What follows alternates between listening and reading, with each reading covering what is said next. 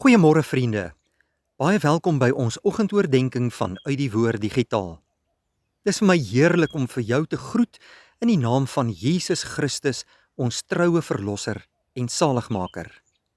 My bede is dat die Here vanmôre sy woord vir ons sal open en deur sy Heilige Gees in ons harte sal werk om ons in die geloof te versterk. Dankie dat jy vanmôre by ons inskakel. Ek is Dominee Adriaan Swart. Ons lees vanmôre Matteus 26 vers 40. Jesus sê toe vir Petrus: "Kon julle nie eens 1 uur lank saam met my waak nie? Waak en bid, sodat julle nie in versoeking kom nie. Die gees is gewillig, maar die vlees is swak." Ek en jy wat sê dat ons kinders van die lewende God is, moet tyd in gebed saam met God spandeer. As ons maar net van dag tot dag wil volhard in gebed, sal ons besef, die tyd wat ons daaraan afstaan, is werklik baie kosbaar. Dis vir my onverstaanbaar, liewe vriende, dat Christene sê, hulle kan dit nie bekostig om 'n kwartier of 'n halfuur vir God in sy woord af te staan nie.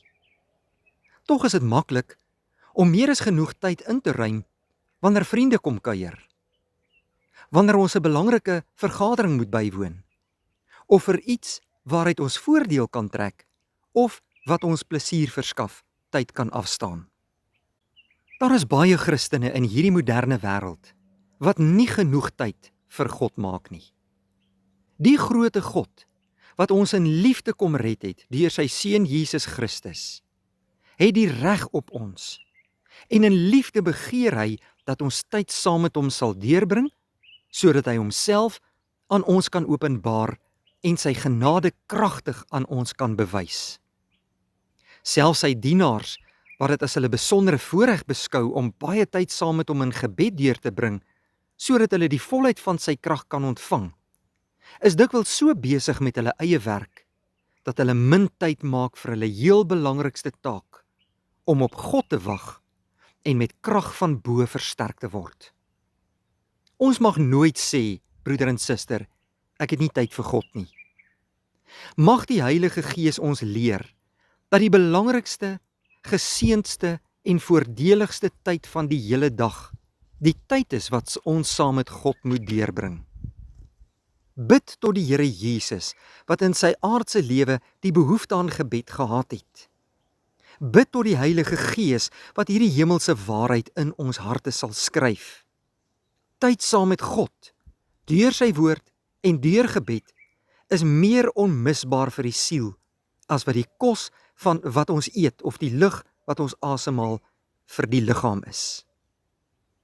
Dit maak nie saak, watter ander taak jy op sy moet skuif nie. God het die eerste en die volste reg op jou lewe en op jou tyd. Eers wanneer jy hierin slag, kan jy jou volkome oorgee aan sy wil. Kom ek en jy maak meer tyd vir die Here. Ons waak en bid saam met hom. Ons vra dat hy ons in die geloof sal versterk, sal toerus, sal opbou en sal lei. Maar boal dat ons lewens hom sal verheerlik elke dag. Kom ons bid saam. Baie dankie Here dat ons vanmôre so wonderlike gedeelte vanuit u woord saam kon lees. Vanmôre erken ons voor u genade troon dat ons baie meer tyd aan u kan spandeer. Hierdie wêreld hou ons so besig met al ons bedrywighede en dikwels ook met onbenullighede. Maar Here, laat ons die erns van geloof besef en die erns van stil word tyd saam met u, ons koning en verlosser. Baie dankie vir die Heilige Gees wat ook hierdie gedeelte van vandag in ons harte kom inplant. Ons wil ons lewe inrig volgens u woord. Help ons om dit te doen, Here. Wil jy uit genade al ons sonde vergewe? Was ons skoon in Jesus se bloed. Seën vir ons hierdie mooi dag. Voorsien vir ons in alles om van te lewe. En vul ons harte met u vrede. In Jesus naam bid ons dit. Amen. Vriende, dankie, mag jy 'n geseënde dag hê.